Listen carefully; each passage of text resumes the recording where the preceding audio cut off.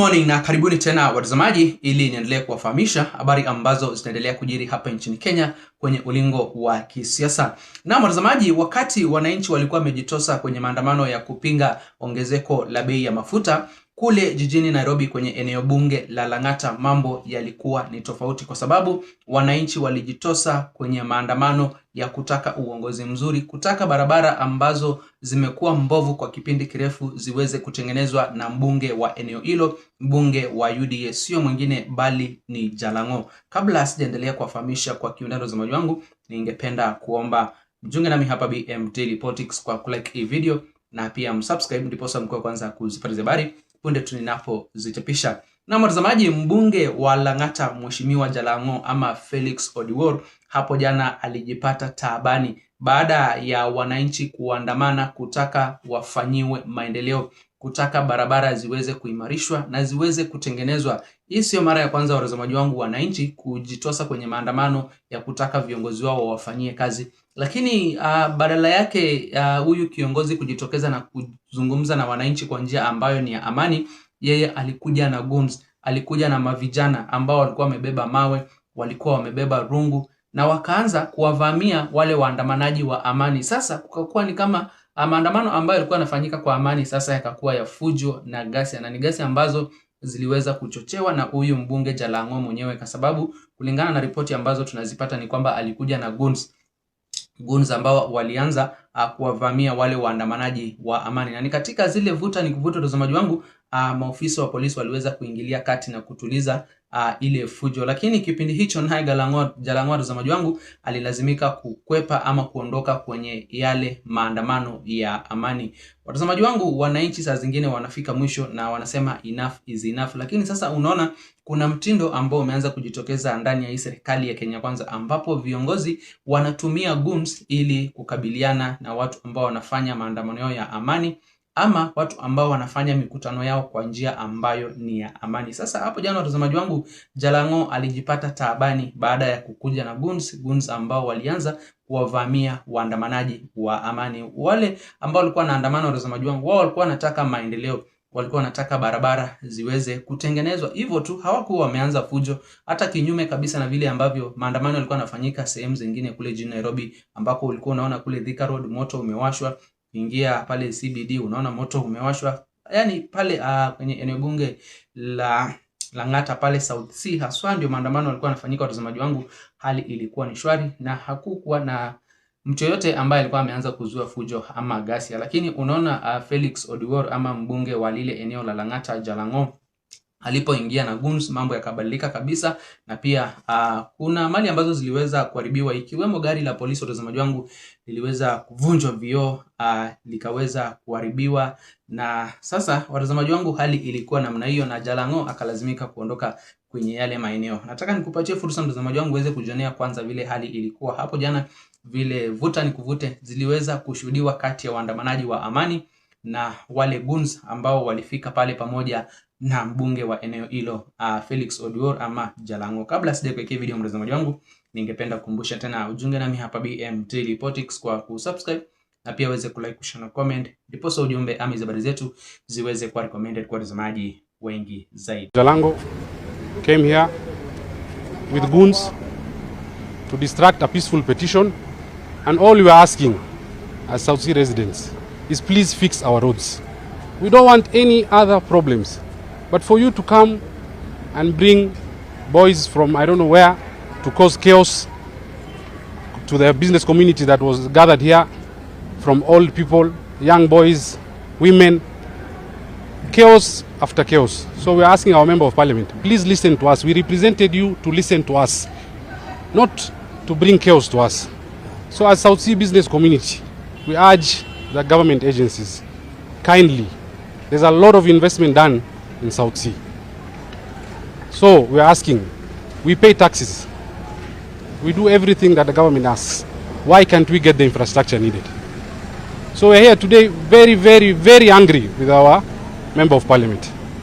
So I urge for him to sit down, call out the leaders, sit down with the business community, listen to what they're saying, because they are the people that put you in office.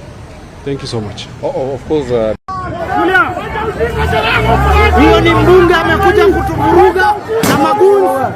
Huyo ni mbunge amekuja kutuvuruga na magunzi. Unaona magunzi wanarusha mawe.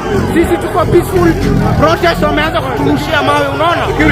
Unaona wameanza kuturushia mawe. Tulia. Wewe ni kiongozi. Alikuwa anasukuma.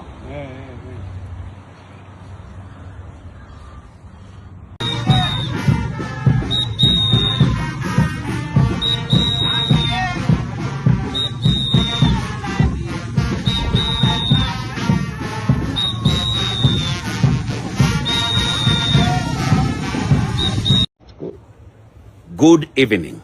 My name is Jalango, the MP of Langata. Today, I did receive a petition from South Sea residents. South Sea is a ward within Langata constituency, asking and demanding more better roads within the wards. But as much as we agree with this, we must also be cognizant on one thing, that South Sea is changing and South Sea is growing very fast. A ward that was meant for single dwelling units is now experiencing a rise of new high-rise buildings and flats coming up. As we speak, more than 50 new high-rise apartments are being built, and all of them have to be supported by our old infrastructure. The most affected being our roads that have to carry several trucks of lorries and excavators going through the roads every single day, supporting the projects that are going within the ward. Now, as much as we are looking for better roads, we must also agree that there's a lot of work that we've already been able to do within South Sea. That is, Five-Star Estate Phase 1 was completed, and Akiba 1, Akiba 2, Akiba 3 was also completed. We also done work at Swara. We've also done work at the KDF residents in Mugoya, and also there's a lot of work that we've done within the Mugoya estate. We've also done some work around the container area, and more work is still going. The most affected roads are actually our main roads. Five-Star, straight from Five-Star through Wilson has been affected. Ole Shapara has been affected. Then from Eka through Bandari has also been affected through. Na mtazamaji, kama vile ambavyo mmeweza kujionea, hivyo ndivyo hali ilikuwa hapo jana, na baada ya hilo tukio ambapo huyu mbunge Jalango alijipata amechochea tena fujo, ghasia kati ya haya makundi mawili, ako na ujumbe gani kwa wananchi? Je, atatekeleza vile ambavyo yeye kama kiongozi anastahili kufanya ili kuhakikisha kwamba barabara zimetengenezwa, ama ako na ujumbe gani kwa hawa wananchi? Kama vile ambavyo mmeweza kumsikiza, yeye mwenyewe yuko tayari kuwafanyia watu wa Langata kazi na kusikiza matakwa yao kwa njia ambayo ni ya amani, bila kuleta vuta ni kuvute ama ghasia ambazo ziliweza kushuhudiwa hapo jana wakati goons walikuja kuwavamia waandamanaji wa amani. Na kwa mimi hapo watazamaji, lakini nyinyi sijui mko na maoni gani kuhusiana na hizo vuta ni kuvute ambazo zilimtia taabani huyu mbunge wa Langata, Mheshimiwa Felix Oduor ama Jalango mwenyewe, mbunge wa UDA. Unaona, hii ndio njia ambayo wanastahili kuitumia kweli wakati maandamano yanafanyika, kwa sababu kile ambacho kilifanya hawa goons waletwe hapa ni kuja kudhibiti yale maandamano ya amani. Yaani viongozi badala ya kuwajibika na kuwafanyia wananchi kazi, sasa wanatumia goons ili wawavuruge wale ambao wanajaribu kupasa sauti zao, wale ambao wanajaribu kuzungumza, kutaka kufanyiwa maendeleo, kutaka uwajibikaji kutoka kwa viongozi ambao waliweza kuwachagua. Niache maoni yako hapo kwenye eneo la comment mtazamaji wangu, na kabla sijatamatisha pia ningependa kukuuliza, je, hali iko namna gani siku ya leo mahali ambapo ulipo, baada ya mgomo kushuhudiwa kwa siku mbili ambapo matatu operators hawakuwa wana operate hapa nchini Kenya? Je, hali ya usalama, hali ya usafiri iko vipi sasa hivi mahali ambapo uliko, hasa maeneo ambayo yalikuwa yameshuhudiwa maandamano makubwa ikiwemo jijini Nairobi, kule Kiambu County, Murang'a, Embu, Meru, ukiangalia Nyeri, ni baadhi ya maeneo ambayo mtazamaji wangu kulishuhudiwa maandamano makubwa. Niache maoni yako hapo kwenye eneo la kuhamisha mtazamaji wangu, na kabla sijatamatisha ningependa kukumbusha tena ujunge nami hapa BM Daily Politics kwa kusubscribe, na pia uweze kulike, kushare na comment, ndipo ujumbe ama habari zetu ziweze kuwa recommended kwa watazamaji wengi zaidi. Msende mbali watazamaji, nitakuwa narejea vipunde na habari zaidi za kuwafahamu.